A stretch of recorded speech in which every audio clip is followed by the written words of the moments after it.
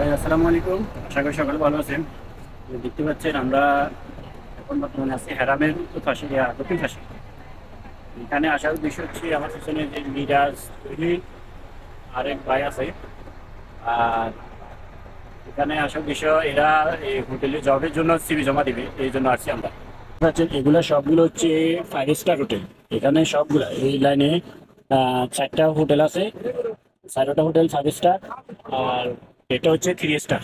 যে দেখতে পাচ্ছি এটা 3 স্টার, এটা 5 স্টার। এখানে আমাদের মিরাজ জবের জন্য সিভি জমা দিছে। তো দেখা যাক আজকে তার ইন্টারভিউ আছে। তো দেখা যাক আসলে তার ভাগ্যে জবটা থাকে কিনা।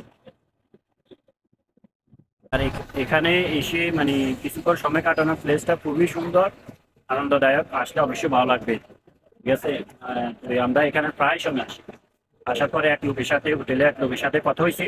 কথা হওয়ার পরে এখন মিরাজের সিভি জমা দিতেছে।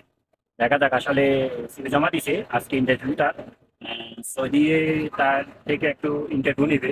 ইন্টারভিউ বলতে জবের এক্সপিরিয়েন্স আছে কিনা সেটা জিজ্ঞেস করবে। যেটা যতটুকু জানি ওইটা জিজ্ঞেস করবে। আর একটা রুম ক্লিন করতে কি কি লাগে আর কিভাবে ব্যাড বাঁধে, এই প্রশ্নগুলোই করবে বেসিক্যালি। এর বাইরে কিছু করবে না। তো এই মিরাজের অভিজ্ঞতা আছে 2 বছরের। সে আরো একটা হোটেলে জব করছে। ওইখানে কন্ট্রাক্ট শেষ হওয়ার কারণে ওইটা ছেড়ে দিতে হয়েছে। তো এখানে তার এক্সপিরিয়েন্স তো 2 বছরে আছে। আশা করি সে ইন্টারভিউতে টিকবে। আমরা আশাবাদী ইনশাআল্লাহ। যে মানে চিন্তা করতেছে কি জিজ্ঞেস করে কি বলবে। এখন দাঁড়িয়ে চিন্তা করতেছে। জবের ইন্টারভিউ হচ্ছে 5টা বাজে ইন্টারভিউ হবে। দেখা যাক আসলে সে টিকে কিনা।